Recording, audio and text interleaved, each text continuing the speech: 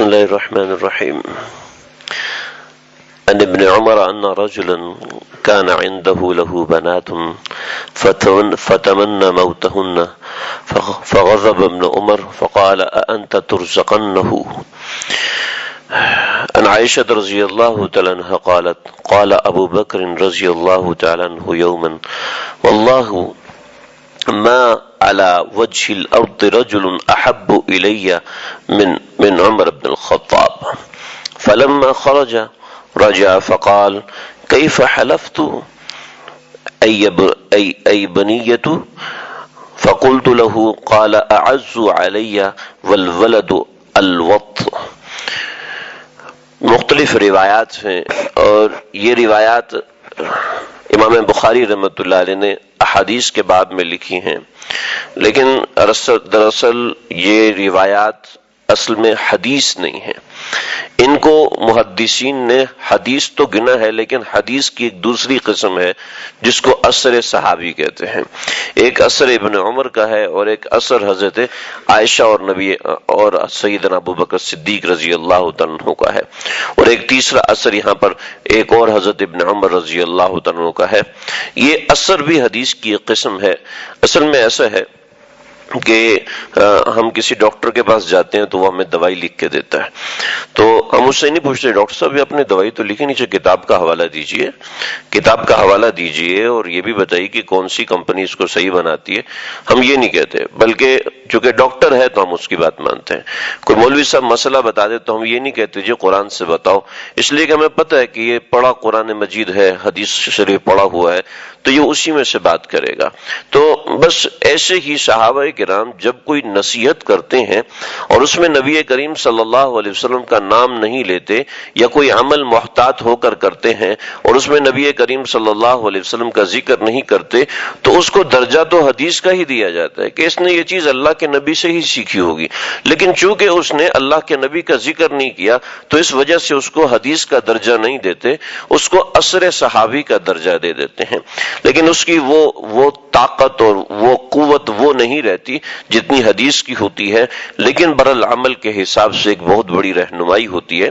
تو اس وجہ سے یہ جو آج تینوں روایات ہیں یہ اصل میں تو احادیث کے باب میں ہیں، اور تمام ائمہ حضرات جو ائمہ حدیث ہیں وہ ایسے ہی کرتے ہیں. یہ تو امام بخاری جو کہ امیر المؤمنین فی الحدیث ہیں، ان سے جو نیچے، ان سے بڑا حدیث کے میدان میں کوئی بھی نہیں ہے، اور ان سے جو نیچے تمام کے تمام لوگ ہیں وہ بھی ایسا ہی کرتے ہیں.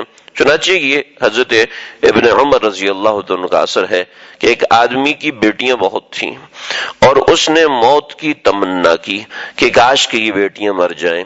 تو حضرت ابن عمر رضی اللہ عنہ بہت غصے ہوئے اور فرمایا کہ کیا تو ان کو رزق دیتا ہے جو تو ان کی موت کی تمنا کرتا ہے؟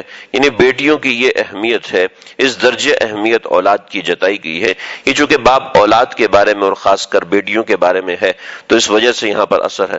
مطلب یہ کہ ابن عمر رضی اللہ تعالیٰ عنہ نے فرمایا ساری مخلوق کو اللہ تعالیٰ رزق دیتے ہیں، والدین کو یہ نہیں سمجھنا چاہیے کہ ہم اپنی اولاد کو کھلاتے اور پلاتے ہیں گویا کہ ہم ان کو رزق دیتے ہیں، بلکہ اللہ تعالیٰ ہی ان کو رزق دینے والے ہیں. والدین کو اور اولاد کو سب اللہ ہی کھلاتے پلاتے ہیں. ساری مخلوق کہ رزاق اللہ پاک ہیں.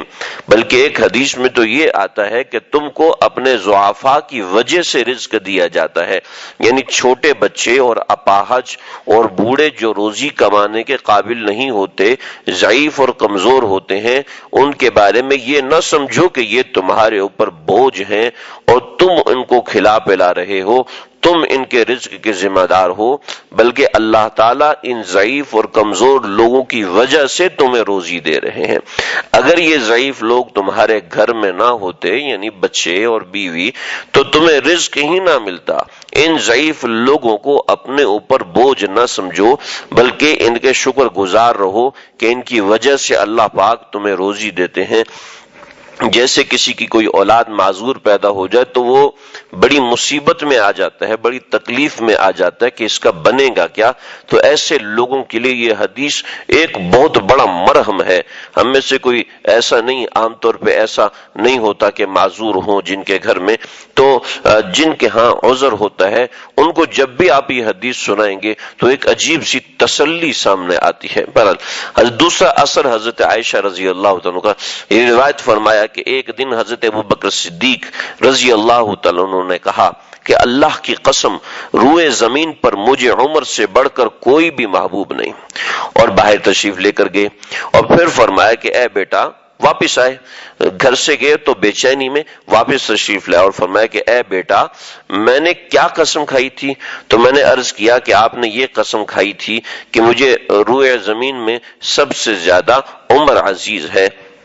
مطلب یہ ہے کہ مجھے احب کی بجائے عزیز کا لفظ استعمال کرنا چاہیے تھا کہ احب تو طبعی طور پر اولاد ہوتی ہے، اعز یعنی عزیز جو ہے وہ مجھے عمر ہے، یعنی اپنے قسم کے الفاظ کو دہرایا کہ میں نے غلط قسم کھائی تھی، میں نے لفظ احب کے سب سے زیادہ محبوب مجھے یہ ہے کہا کہ نہیں، بلکہ مجھے یہ کہنا چاہیے تھا کہ سب سے زیادہ عزیز مجھے میری اولاد، سب سے زیادہ عزیز مجھے عمر ہے، احب تو مجھے میری اولاد ہے۔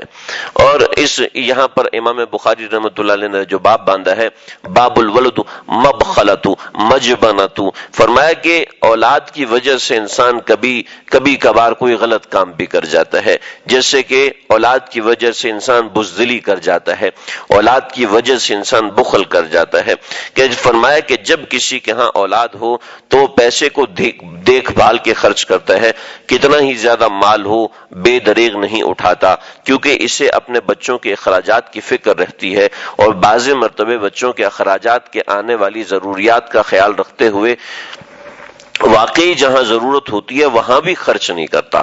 اس بات کی وجہ سے یہ کہا گیا کہ بچے سبب بخل ہیں، اور یہ فرمایا کہ بچے سبب بزدلی ہیں، اور وہ اس وجہ سے کہ روزانہ کے حالات اور معاملات بخوبی واضح ہیں، اچھے پہلوان اور دل گردے والے اولاد کی وجہ سے دوسروں کے سامنے دب جاتے ہیں۔ بچے نے کسی کا کچھ کام بگاڑ دیا تو باپ دبے گا اور معذرت خواہی کرے گا، بچی والا اس کے سسرال سے دبے گا۔ بعض مرتبہ ایسے بھی ہوتا ہے شرعی جہاد میں شرکت کو جی چاہتا ہے لیکن بچوں کو دیکھ کے کمزور پڑ جاتا ہے، تو امام بخاری رحمۃ اللہ نے الولد مجبنۃ اور مبخلۃ اس کو اس وجہ سے ذکر فرمایا۔ ایک تیسری روایت حضرت ابو نعیم رحمۃ اللہ علیہ نے حضرت ابن عمر سے ذکر کی ہے کہ میں حضرت ابن عمر کی خدمت میں حاضر تھا، ایک آدمی نے ان سے دریافت کیا کہ کیا مچھر کا مارنا جائز ہے؟ تو انہوں نے فرمایا تو کہاں کا رہنے والا ہے؟ تو اس نے کہا کہ میں اہل عراق میں سے ہوں، یعنی کوفہ کا رہنے والا ہوں۔ فرمایا لوگوں دیکھو اس آدمی کو، مجھ سے مچھر کے خون کے بارے میں تو پوچھ رہا ہے، حالانکہ ان لوگوں نے نبی کریم صلی اللہ علیہ وسلم کے بیٹے حضرت حسین کو قتل کر دیا، اس وقت کسی نے نہ پوچھا۔ میں نے نبی کریم صلی اللہ علیہ وسلم سے سنا ہے حسن اور حسین یہ دنیا میں میرے پھول ہیں، یہ دنیا میں میرے پھول ہیں، یعنی اس بات کو کئی بار ذکر فرمایا۔ یعنی نبی کریم صلی اللہ علیہ وسلم اپنی اولاد کے ساتھ اتنی محبت فرماتے تھے۔ یہاں پر حضرت ابن النبی صلی اللہ علیہ وسلم وقد قتل ابن نبی صلی اللہ علیہ وسلم، بعض مرتبہ عرب کے اندر بیٹے کے لیے پوتے کے لیے بیٹے کا لفظ استعمال کر دیا جاتا ہے، بعض مرتبہ نہیں بہت مرتبہ، جیسے نبی کریم صلی اللہ علیہ وسلم معراج پہ تشریف لے کر گئے تو پوچھا کہ یہ شخص کون ہے؟ کہا یہ ابو کا ابراہیم، یہ آپ کے والد حضرت ابراہیم علیہ السلام ہیں۔ تو یہ بعض مرتبہ ایسے ہوتا ہے۔ نبی کریم صلی اللہ علیہ وسلم نے اپنی اولاد یعنی اپنی اولاد کی اولاد کو اتنی محبت سے نوازا ہے، تو اپنی اولاد کے ساتھ بھی ایسی محبت ہی کرنی چاہیے، یہ یہاں پر بتانا مقصود تھا۔ اللہ تعالیٰ سمجھنے کی عمل کرنے کی توفیق عطا فرمائے۔